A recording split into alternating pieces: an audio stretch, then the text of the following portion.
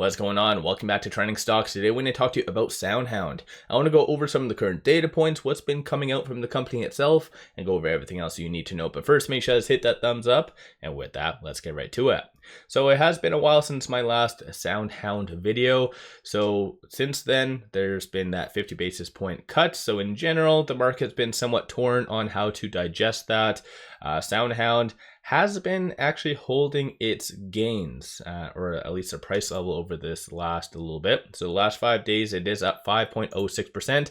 Over the last month, it is up 1.84%. So in comparison to a lot of other growth stocks, it's doing fairly well, right? Because in reality, as you can kind of see, the fear and greed index is under the greed category. So meaning people's appetite for risk is very much there. And you do see a lot of transactions occurring on the dark pool. So meaning more and more big money is really looking at SoundHound. Not all of them are buys, regrettably, but you do see a lot of big transactions. Even on Friday, there was a lot. So 1.87, 1.7, 6, and many others, as you can kind of see, even 14.2. When it comes to Friday, though, it was quadruple witching associated to options. So this is why you do see an increase in volume for that. But aside from that, no actual news since my last update for the company. So last news came out on September the 5th. Since then, they did 2 conferences that I did post under this channel. And in reality, I was very impressed. I think there is a lot of good potential for SoundHound to really develop. But when I started to cover SoundHound, it was basically because of that 13G, so the amended 13G coming from NVIDIA. And I think generally good stuff, right? That's what got SoundHound for the most part on a lot of people's radar. But one thing that really plagued it was institutions and just larger entities, stakeholders selling it. And so insider selling, yeah, some people don't care about it. Some people do. And it is a very big sentiment because if insiders are selling, well, it kind of shows their lack of belief in the company and future for it long term. So when it comes down to it, like I said, no actual news from the company, but there was several of these 144s all on September the 20th.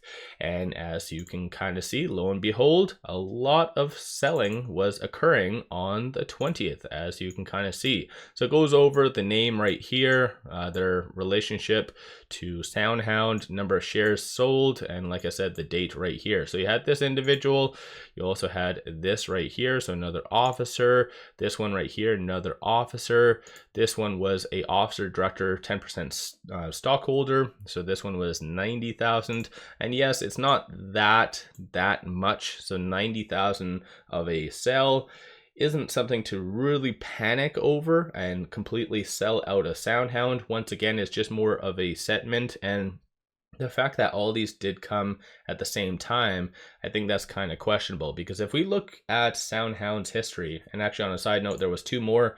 There was this right here and this individual right here. But generally, you see all the transaction code S's. And I've kind of argued with people in the back in the past about this. Just so you are aware, transaction code S is a straight up sell, not for tax purposes. As you can kind of see, I'll find one that was for tax purposes right here, transaction code F. So that was the CFO in looks like March 2024. So there is a difference between the selling, and this is for the most part actually a very good representation of what I mean. In the past, a lot of insiders kept selling, and in reality, I think that is what deterred a lot of investors away from SoundHound, because if insiders are constantly selling, which as you can kind of see, this is fucking insane, pardon my French, mind you, it's not a good image. It would deter even the riskiest of investors away from it. So hopefully this isn't a trend and that they do start to sell more and more shares. We'll just have to I guess essentially wait and see. But as you can kind of break it down from August, when they were granted a lot of shares, that did increase a lot of people's position by 98%, meaning that they did sell out majority of their stake. So yeah, I think this is something to continue to monitor, and potentially if it does continue, I think that might be the final dagger for SoundHound bigger picture, because if insiders don't believe in it, then why should others, right? Aside from that, you have shorts really doubling the hell down. So it's gone from roughly beginning, or I guess this is 2022, went from roughly around 0.74 to where it is now. So it is sitting at all-time high short interest numbers. 28.8 or 28.21% of the free float is being shorted. Works out to be 89.32 million shares overall are being shorted. Shorts did return 578,000 shares. So that was during the trading day, and most likely it wasn't really encumbering all those 144s. So anticipate them to be a little bit more active on, I guess, Monday. But utilization 98.28, short score, so the higher the number, the higher the likelihood of a squeeze happening, is 81.49, and then cost to borrow average is 15.22%. So let me know your thoughts on that in the comments below. Aside from that, looking at options, 503,000 in calls, 1.15 million in puts.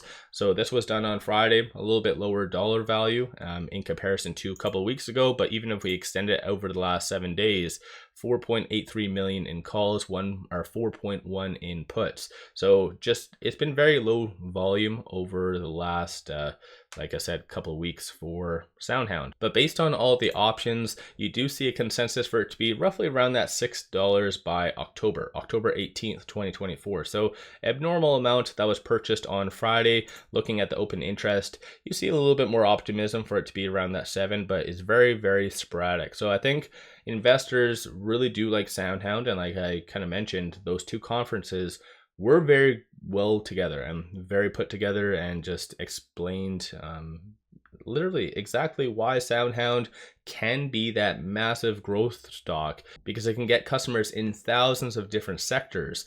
And so, yeah, I think there's a lot of upside for SoundHound. So you kind of see it all over the place, represented based off of that. Again, this is the call option open interest. And hopefully you do see some more buying occurring this upcoming week. So you have manufacturing data coming out on Monday. So in the past, that has typically caused a lot of volatility. Then you have initial jobless claims, GDP on Thursday, and then on Friday, PCE. A lot of that is going to really affect this right here. So future potential rate cuts. So for the November 7th, there is a good likelihood of another 50 basis point cut, and then a following 25 for the December 18th meeting. So I think that would really help a lot of stocks such as SoundHound that is looking to expand, and obviously with consumers' buying power increasing, that would directly help a lot of obviously SoundHound's customers or future customers, if that kind of makes sense.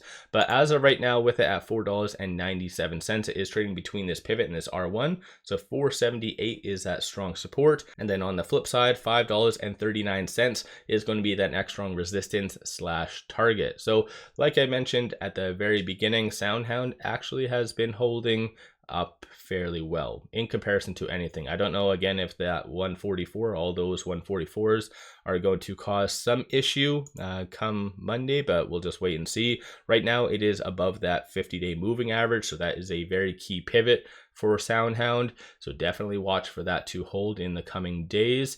Aside from that, though, stochastic, you do see it at 73, so arguably it is considered rather overbought. You do see a nice bullish deviation at the same time. So in theory, as stocks do correct, it can stay overbought for a while now. Similar to what has happened in the past. But the first sign of weakness, whether it be because of macro data points, which there's a lot coming out this week, that could be that kind of deciding factor that causes a consolidation event with SoundHound. Aside from that, number of retail investors honestly haven't really been doing all that much. I think they're just waiting for the next big catalyst. And I don't know exactly, that might be their upcoming earnings, but we'll just have to wait and see. So let me know your thoughts on SoundHound. Are you concerned about all these 144s and all this selling? Do you think this is going to be starting a new trend once again, or is that just more of a one-off? What's your guys' thoughts on all of that? And what do you guys see for the next big catalyst for SoundHound? So don't forget to hit that thumbs up and subscribe. I always greatly appreciate that. And make sure you guys take advantage of this promo. Simply sign up for a new account, throw $100 at it. They give you 5 free stocks. Each stock is valued up to $2,000. So this is a kick-ass deal. Link in the description below and also the comments. With all that, appreciate all of you watching.